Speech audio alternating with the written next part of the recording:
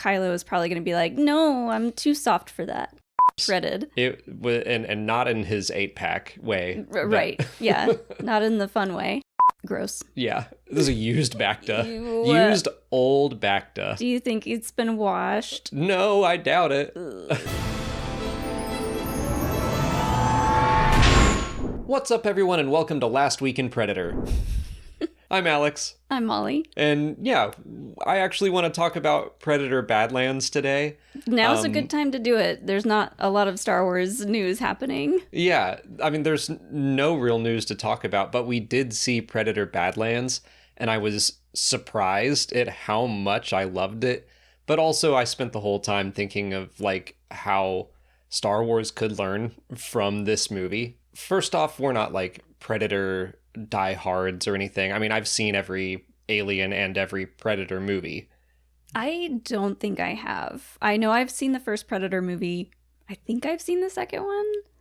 Well, yeah, I mean, like, you saw Prey. I saw Prey. And you saw Killer of Killers. And I saw Killer of Killers, and I really liked those. So I didn't really know what to expect with this new one. And I think I probably watched the trailer like when it first came out, but I kept asking you, like, what's the deal with the girl on his back again? Because I didn't remember what was in the trailer. So I wanted to go in fresh and not knowing really what was going to happen. Yeah, and I kind of did too. I had seen at least one trailer. I knew the basics that, like, a Predator would be the main character. But I was excited because Dan Trachtenberg has come in and made Prey and Killer of Killers, both of which I thought were great. And I was excited for this, but yeah, I wasn't expecting to come out of it going like, that was awesome. Mm-hmm. But yeah, I did. I didn't even think about the fact that there was a Predator as the main character and how different that was. Like, that didn't even really cross my mind. And it is like a departure from the franchise, which is something I think maybe the Star Wars fandom could learn with. We'll see how the reaction is to this movie. I don't know, like, how passionate the Predator fans are. Right. Like, I'm curious as to, like, what the purists think. Because up until this point, the Predator has basically been treated as like a slasher villain. Mm-hmm. Someone that is hunting our protagonists, whereas this time, he is the protagonist. He's the hero. Yeah. And that made me think about how some Star Wars fans, including myself, have been like, I think alien characters should get more front and center roles. Mm-hmm. And that's certainly, I think, improved over the past couple years. We've got Neil in Skeleton Crew. Ahsoka is an alien, but, like, you know, that's not exactly what I mean. But your mom asked, what's that hat that Ahsoka has on? So she's very human passing. Yes. So I think that maybe Disney is more and more open to trusting the audience that, like, they don't need a human face specifically to be the star of the movie. And watching this, I was like, yeah, it's not a human face. It is a Predator with the mandibles and everything. But I was fully locked into his story. From the start, I was like, oh, this is, I mean, it's still like a human story in a sense. I know, like, George Lucas talks a lot about the character of Luke Skywalker and, like, wanting him to be the kind of character that anyone can kind of insert themselves into to see the story from kind of, like, their perspective. But at this point, everyone's seen a ton of movies since then, and there's been a ton of Alien movies since then, and I think the audience is generally more comfortable seeing an alien as the main character. The problem with this one, though, was I think a lot of people were worried about, are we going to be having to read the subtitles the whole time for the main character? Is he going to be speaking the Predator language the whole time? You heard someone in the theater say that, right? Yeah. When we came out in the bathroom, she was like, oh, I was worried I was going to just have to read subtitles the whole time, which his lines are all subtitled, but I think generally, you know, they're not big talkers. Right. He didn't have a ton of lines. Like, a lot of his lines were like just one or two words. But then we have Elle Fanning's character to kind of fill in those gaps, and she speaks basic English, whatever. I mean, their whole relationship, I mean, you have basically like Chewbacca carrying C-3PO around. It's very similar to that. Honestly, this all made me think, like, get Dan Trachtenberg a Star Wars movie. Yeah. I think he would crush it. I think he's just been doing a great job with the Predator franchise. And if he wants to keep making Predator for the rest of his life, go for it. Find your joy. Yeah. But if you want to branch out and do some Star Wars, I would be very excited to have him on board. Yeah, I mean, the biggest theme that I kind of felt while watching this movie was like found family, and that's huge for Star Wars. So immediately, as soon as the movie ended, I was like thinking of your series of like blank is a good Star Wars movie. Right. This is a good Star Wars movie. I do think that it is in a lot of ways. And I know, back to like Predator purists, I've already seen people wondering, you know, it's rated PG-13. How does that feel for a Predator movie? It did not bug me at all. It's not even something that crossed my mind. It was still very violent. And honestly, again, it made me think about people who go like, Star Wars needs an R-rated movie. And I'm like, you don't though. I mean, the way that this movie handled its violence, I was like, it was intense.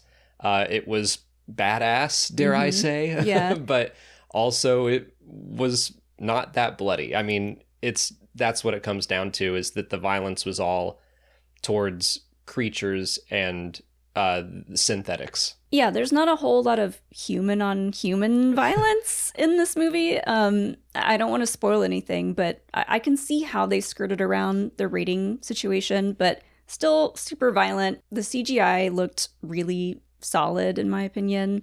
So none of that really took me out of it. And I thought, you know, I wasn't clamoring for more violence. No, I thought it was plenty violent for a Predator movie, if that's what you're going to see, if that's what you're longing for, which, yeah, I mean, that's kind of central to the Predator movies. They're hunters and everything.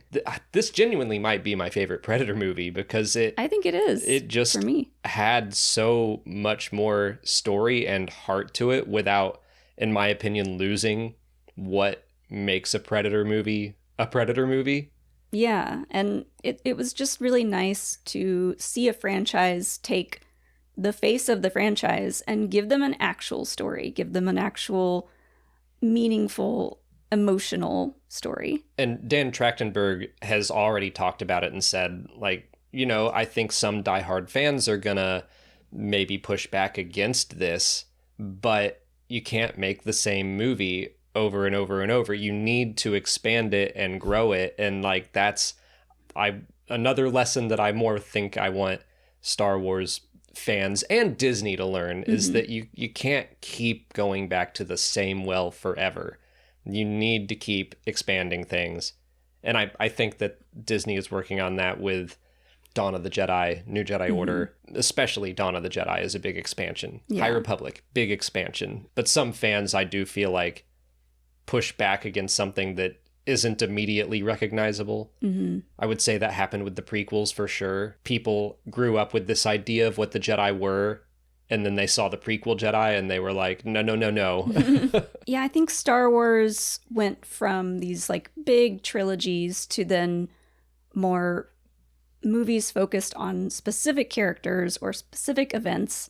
And I do hope that Starfighter maybe is kind of a shake-up kind of movie for Star Wars, but I think really shaking up the main point of view, the main character, would be good. I agree. Yeah. I just really, really was surprised at how connected I was with the main Predator character. And I wanted to shout out Demetrius Kaloamatangi, who played the Predator, where, again, most of his face was covered up the whole time, but still the emotion he was able to deliver, I think those were his eyes coming through the mask, and I was just like, this guy's eye acting is off the charts. Yeah, it honestly reminded me a little bit of K2SO, the fact that they gave him eye movements specifically to give him a little bit more emotion. And it really made a huge difference. It really did. And we saw like a TikTok where he was in normal clothes but had the mask on, and because I was curious the whole time, like, how did they do his face and do it so well? But I think he had an actual mask on the whole time, so his eyes could come through. And it would move a little bit as he moved his jaw, but then they just like enhanced the mandibles with CG.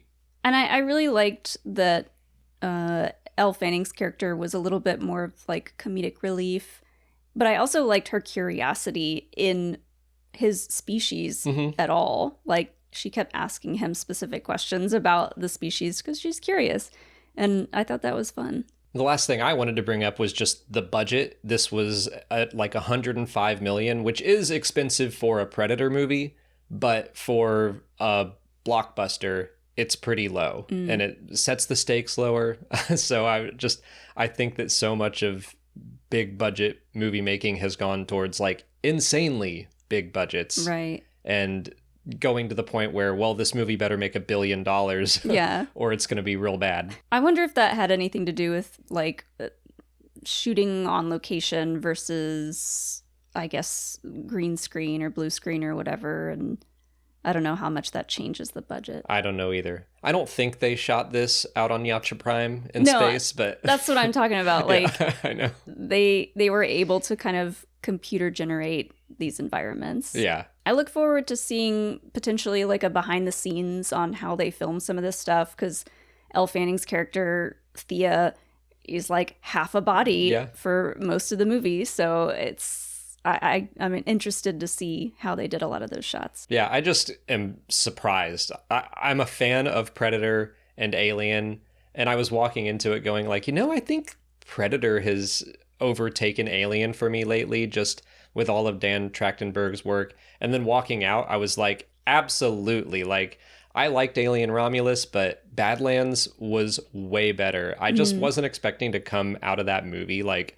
wanting to talk to people about it. Yeah, this movie also had really good connections to the Alien movies, and I don't really know if they have to discuss like, oh, don't put too much Alien stuff in the Predator and vice versa, because it was just like a lot of interesting Weyland-Yutani related info in this one. Yeah, this felt like one of the most strongly connected.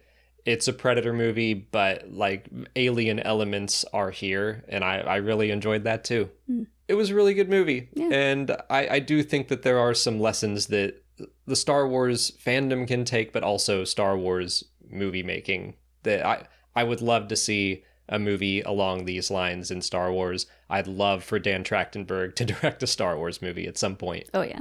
But moving on to last week in canon, we'll get back to some Star Wars storytelling because Legacy of Vader issue 10 came out, and this was an interesting one. It was the only comic to come out this week, first of all. Kind of trippy. Yeah. So in this one, basically, Kylo, now that he knows that Luke Skywalker is dead, he starts to search for Luke in the Force. He goes back to Mustafar and uses Vader's meditation chamber as like a power point. Not a slideshow, but a place of power. He kind of like is grilling Vinay on like, okay, I know Vader was able to access, deep within the Force type stuff here.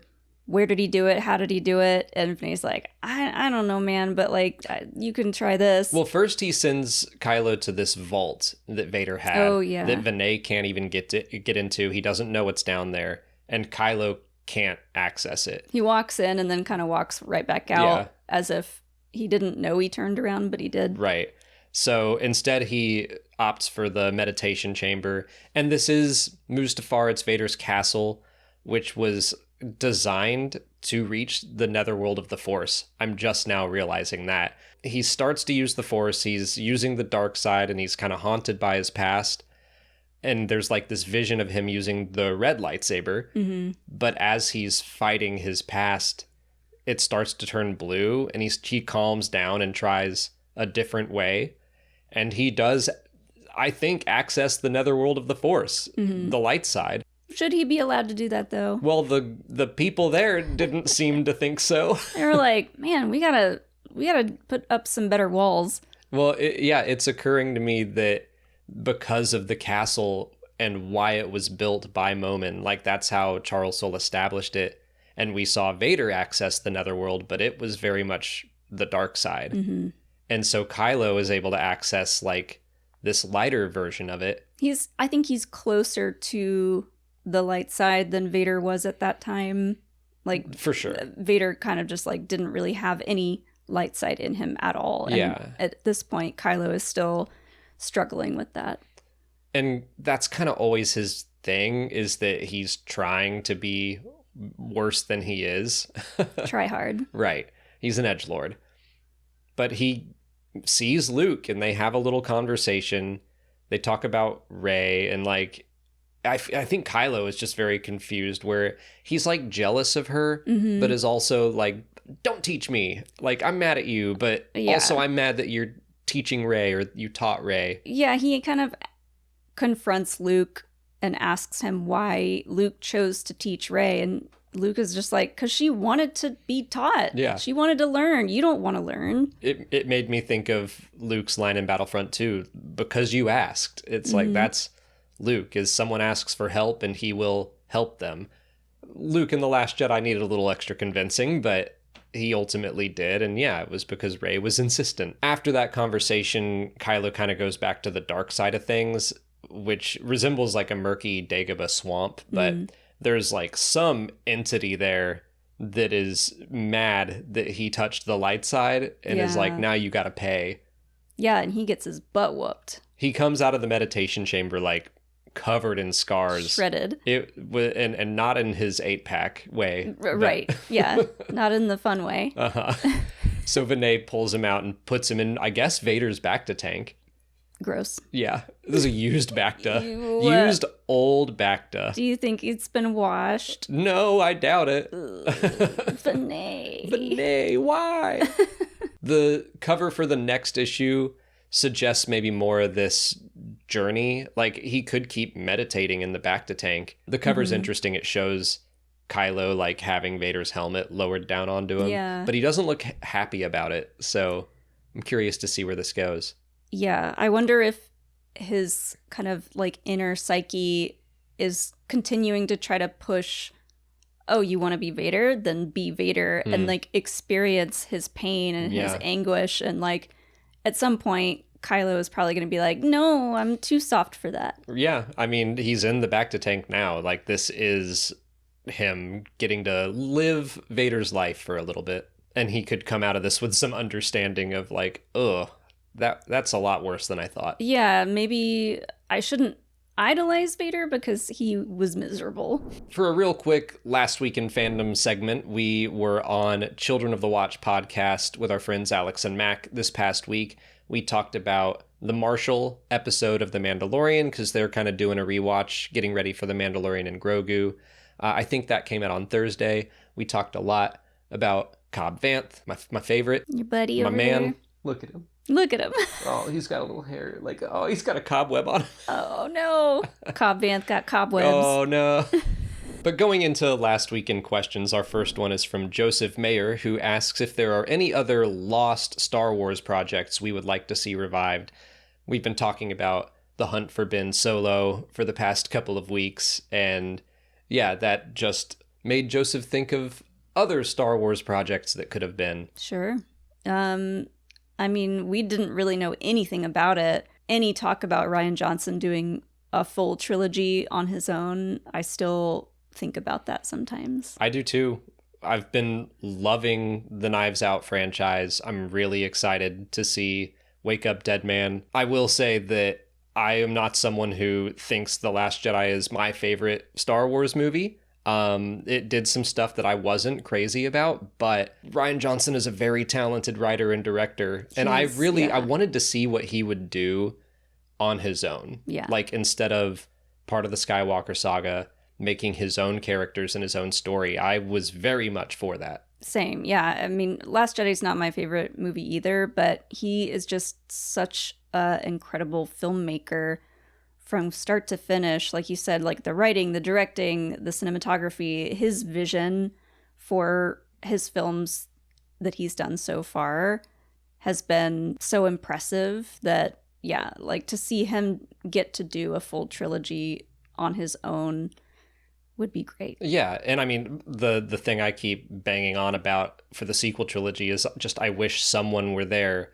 from start to finish like to guide the ship. Right. And instead it was JJ and Ryan to us felt like going back and like forth. a tug of war. They recently did that Q&A together, which I think was fun. I mean, I don't think they hate each other. No. I never thought that they disliked each other at all. So that was nice to see them. I think it was just the chaos of trying to do these movies and meet these release dates that Disney was like, just go, like start running with no plan. But to see what Rian Johnson could have made with his own plan and his own story. And yeah, there's some stuff in The Last Jedi that I'm like, that's not quite my Star Wars sensibilities, but I can see what the story was doing. I understand the writing.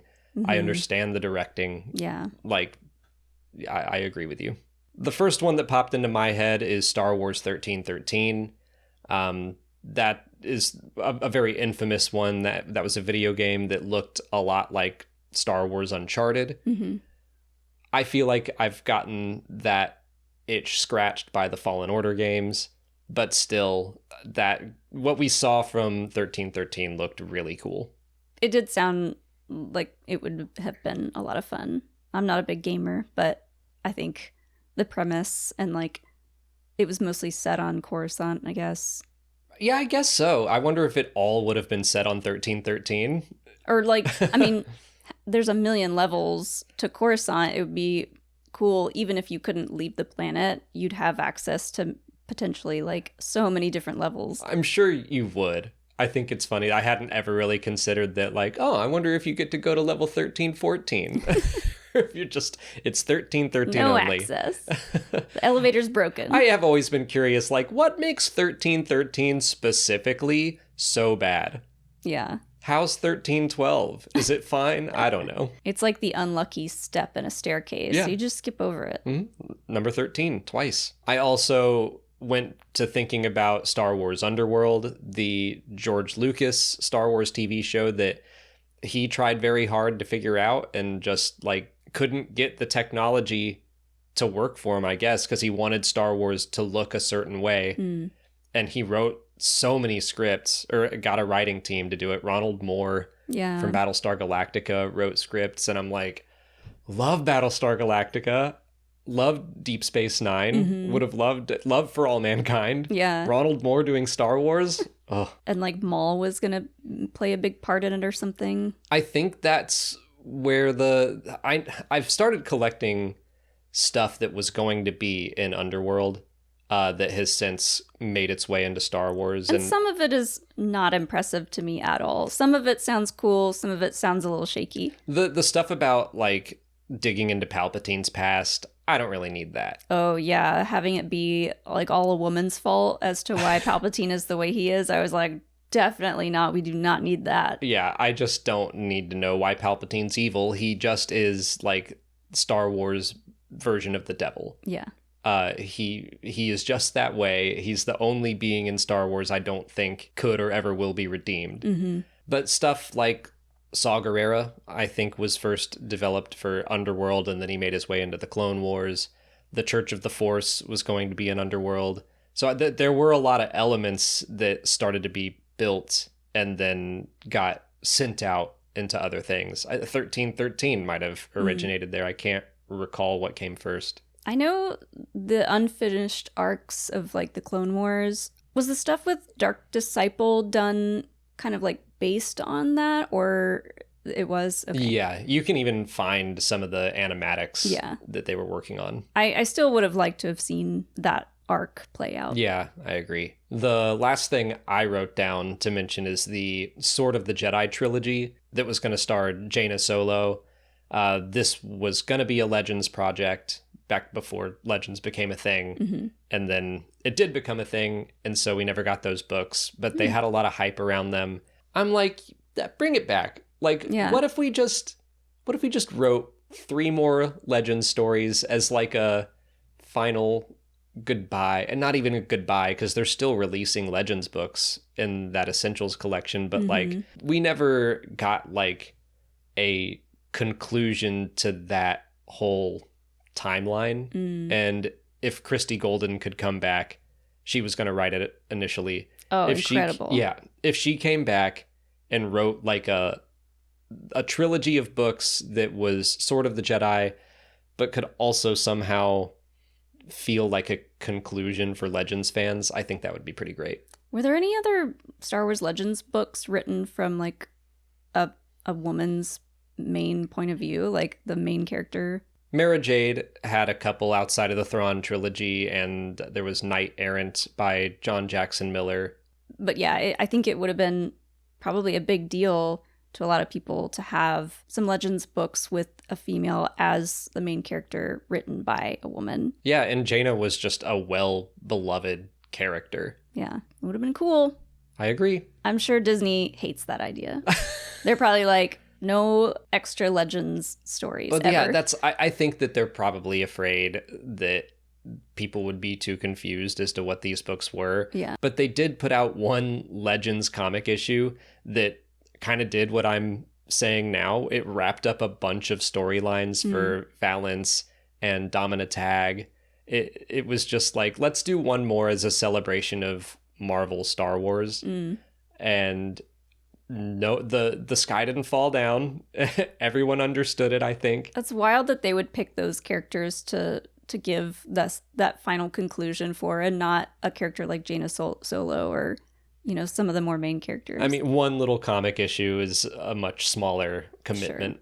Damien Vonderhaar asks if we're ever going to see another animated Star Wars movie, kind of building off of Visions and all the animation there. And yeah, we've got more animated series on the way. I hope so. Those have been some of like the biggest money-making films of history, right? And like K-pop Demon Hunters was really big. I doubt they would make a musical animated film, but if it's about Max Rebo, yeah, maybe. I think there's a lot of potential there, especially like kids just get so excited with animated films. The whole family can go see them. Yeah, I think it would be a great idea. I just don't know what kind of story would need to be told. Yeah, I think they will also. Again, this seems like just a thing, the way Disney treats Star Wars and Marvel, like we're going to go really big with movies all the time. And that's like the only strategy. But I feel like, yeah, you can dial things back and do an animated movie. I'm sure Disney probably feels like, oh, if people want to see animated movies, we got Pixar for that. Right. And yeah, like everything else, animated stuff has mostly stuck to shows and shorts and things like that. And to be fair, even the one Star Wars animated movie we got was just like an extended episode of the Clone Wars. Like Yeah. they weren't at the start planned to be a movie, from what I recall. They just decided, let's do a movie to kick off the series, and pushed a bunch of episodes together. It would be interesting to see a Star Wars movie, an animated movie that was meant to be that from the start. I'm just thinking now, like, wouldn't it have been incredible if they created an entire animated Young Jedi Adventures movie and put that out first? Kids would be so much more interested in the show if they saw a movie first. Yeah, and keep it going. And didn't know, oh, is there another movie? You know, like, kids are always like, okay, I want more. So I think they should do that. Maybe Young Jedi Adventures will end with a movie in theaters, and it'll be very violent.